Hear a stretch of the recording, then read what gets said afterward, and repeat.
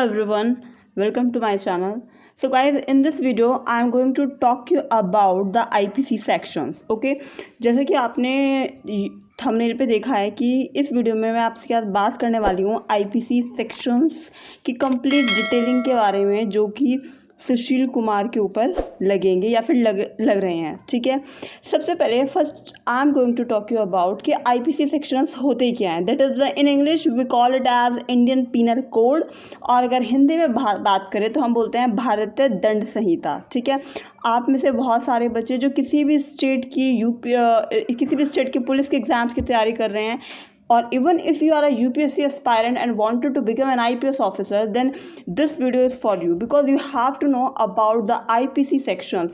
ठीक है, हिंदी में बोलते हैं मूल विधि, कि आपको पता होना चाहिए कि क्या होती हैं हमारी धाराएं। ठीक है, तो IPC में टोटल आपके पास 511 धाराएं होती हैं, जिन्हें हम इंग्लिश में बोलते हैं 511, 511 सेक्शंस एंड 23 चैप्टर्स। हमारे पास 23 चैप्टर होते हैं। ठीक है, कैसे गवर्नमेंट। ठीक है, तो जो हमारी first law of commission establish हुई थी वो 1834 में हुई थी, और ये इंपीरियल लेजिस्लेटिव काउंसिल ने इनेक्ट की थी 6 अक्टूबर 1860 को। That's why we also called it as IPC 1860।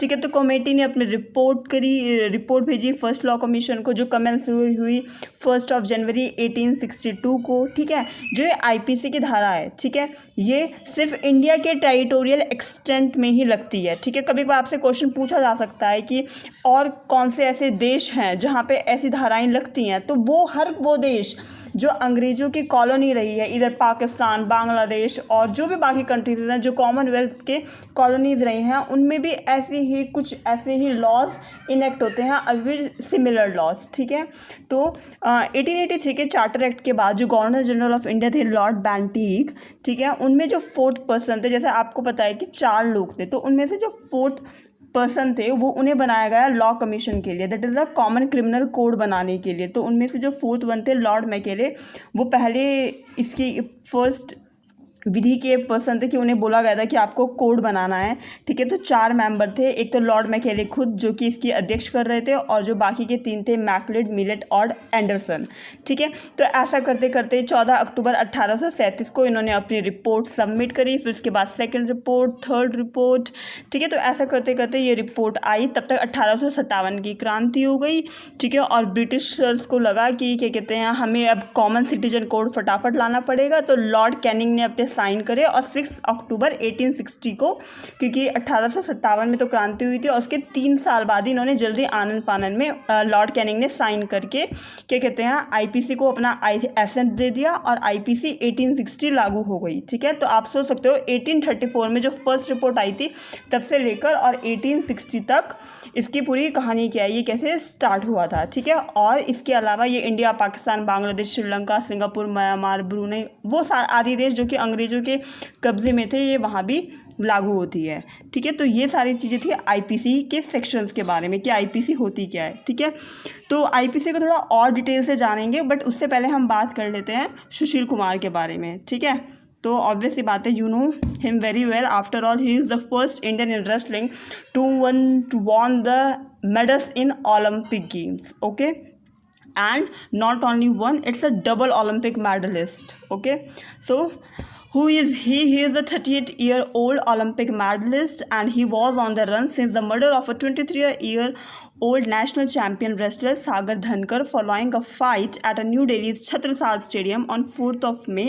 A Delhi court has issued non-bailable warrants against Sushil Kumar and 6 others. Okay, so English वालों के लिए, अब हिंदी वालों के लिए बताती हूँ कि ये आप सब जानते होंगे कि 4th मई को छत्रसाल स्टेडियम में एक जो रेसलर है हमारे सागर धनकर, उनकी मृत्यु हो जाने के, उनकी हत्या करने के जुर्म में इनको नॉन बेलेबल वारंट दिया है दिल्ली पुलिस ने, और इनके अलावा 6 और लोगों को अरेस्ट किया गया है। ठीक है, एक मामूली सी फाइट पे।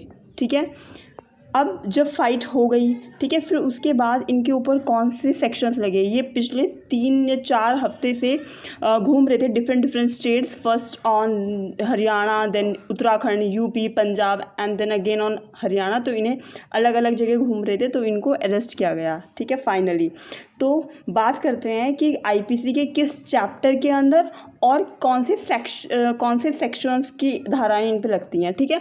तो आपको बता दूं कि 23 चैप्टर्स में से जो चैप्टर नंबर 16 होता है वो बहुत ही ज़्यादा सेंसिटिव चैप्टर होता है, ठीक है। इसके अंदर बॉडी रेप, मर्डर और किडनैपिंग ये वाले केसेस आते हैं चैप्टर नंबर 16 के अंदर, ठीक है। चैप्टर 16 ना 299 से लेकर और 377 तक की जितनी भी धाराएं होती हैं, जितनी भी सेक्शंस होते हैं, वो कवर करता है आपका चैप्टर 16, ठीक है। तो इनके ऊपर कौन कौन से चार्जेस लगे हैं। चैप्टर 16 की स्टार्टिंग होती है 299 से, ठीक है। 299 के अंदर आता है कल्पेबल होमिसाइड, ठीक है, जिसको हम हिंदी में बोलते हैं आपराधिक मानव वध, या फिर किसी मानव की हत्या करना, मानव द्वारा किसी मानव की ही हत्या करना, उसे बोलते हैं सेक्शन 299 कल्पेबल होमिसाइड, ठीक है। फिर और भी बहुत सारी जैसे सेक्शन 300 में आपको मर्डर की डेफिनेशन बताई गई है, ठीक है। सेक्शन 304 में आपको क्या दंड मिलेगा, आपको आजीवन कारावास मिलता है या 1 वर्ष तक की सज़ा होती है, आपको जुर्माना क्या होता है, ठीक है। ये सारी चीज़ें बताई जाती है। सेक्शन 305 आपके लिए डील करता है कि अगर आप किसी बच्चे की शिशु मृत्यु या आत्महत्या के लिए उकसाना किसी छोटे बच्चे के लिए, तो वो सेक्शन 305 कवर करता है, ठीक है। सेक्शन 307 कवर करता है अटेम्प्ट टू मर्डर, मतलब हत्या नहीं हुई है लेकिन attempt to murder, that is a half murder, ठीक है। लेकिन इसमें तो हाफ मर्डर वाला कोई केस ही नहीं है, ठीक है। लेकिन मैं आपको बाकी सेक्शंस बता रही हूँ, ठीक है। सेक्शन 310 होता है किसी को ठगना, ठीक है। और सेक्शन 311 में बताया जाता है कि अगर आपने किसी को ठगा है तो उसके लिए आपके पास क्या पनिशमेंट क्या है। तो ऐसे ऐसे सेक्शंस होते हैं, ठीक है। तो आप स्लाइड पे देख सकते हैं सेक्शन 302 में है मर्डर, दैट इज़ द हत्या, ठीक है। Section 308 culpable homicide. मैं आपको बता दूं जो सेक्शन 299 है वो बात करता है कल्पेबल होमिसाइड्स के पनिशेबल, ठीक है, इसी के लिंक के साथ बात करता है। सेक्शन 365 इज ऑफ किडनैपिंग, अगर आप किसी को किडनैप करते हैं, ठीक है, तो आपके पास सेक्शन 365 आईपीसी की 365 धारा के तहत आपको पुलिस वालों के पास आपके पास एक अरेस्ट वारंट निकाल सकती है, ठीक है। सेक्शन 325 बात करती है कॉजिंग ग्रीवियस हर्ट, किसी को बहुत ज़्यादा नुकसान पहुंचाना, ठीक है, कॉजिंग ग्रीवियस हर्ट। सेक्शन 323 बात करता है वॉलंटरली कॉजिंग हर्ट, मतलब आपने इंटेंशनली आप किसी को बहुत ज़्यादा चोट पहुंचा रहे हैं, ठीक है, आप किसी से अपनी दुश्मनी निकाल रहे हैं, तो ये इस सेक्शन के अंदर आता है।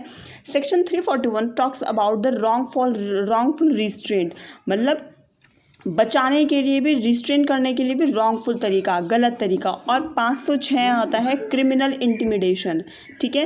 तो ये सारी आईपीसी की जो धाराएं हैं वो उन आईपीसी की धाराओं के अंदर the FIR has been filed under these sections, ठीक है।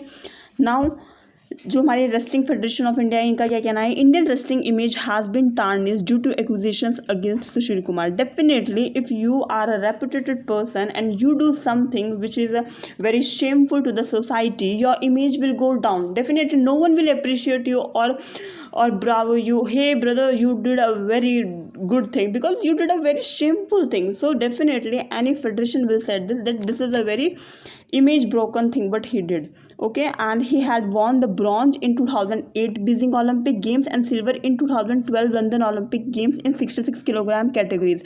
तो मेक श्योर आपने कैटेगरीज और जो ये ईयर्स हैं ये याद रखें, 2008 और 2012 66 किलोग्राम कैटेगरी में, एक में ब्रॉन्ज और एक में सिल्वर, क्योंकि एग्जाम्स में पूछ लिया जाता है कि हाल ही में सुशील कुमार पे लगाए गए जो आरोप थे, उन्होंने कौन से वर्ष में, कौन से ओलंपिक में कौन सा मेडल जीता और किस कैटेगरी में। तो ऐसे क्वेश्चंस आपको करंट अफेयर्स में रहने वाली चीज़ें अक्सर पूछ ली जाती है, ठीक है। और इनके साथ इनकी पनिशमेंट क्या हो सकती है कि अगर इफ़ फाउंड गिल्टी, अगर अभी तो इनको सिर्फ अरेस्ट किया गया है, लेकिन if he founded guilty, the खेल रत्न अवार्ड, खेल रत्न कौन सा, Rajiv Gandhi Khel Ratna award and Arjuna awards will be taken back from him, ठीक है। तो ऑब्वियस ही बात है दूसरों को एक अच्छा मैसेज देने के लिए कि जो बाकी स्पोर्ट्स पर्सन है वो भी कभी किसी के साथ ऐसा गलत ना करें, तो ये ऐसे डिसीजंस लेने पड़ते हैं कि आपको आपके अवार्ड से आपको आपके अवार्ड से हाथ धोना पड़ता है, ठीक है। सो इस वीडियो को मैंने काफ़ी इंफॉर्मेटिव रखा है। I don't go the news जो कि इधर से उधर कौन आना जाना, मैंने आपको एक ब्रीफ व्यू दिया है और ज़्यादातर बातें आईपीसी के बारे में बताइए कि इंडियन पीनल कोड क्या होता है और कैसे पनिशमेंट मिलती है और कौन सी सेक्शंस यूज़ होते हैं, विच चैप्टर इज़ यूज्ड फॉर। आपको बहुत सारी इंफॉर्मेशन मिली होगी। So do like, share and subscribe my channel. That's it for this video. Never give up.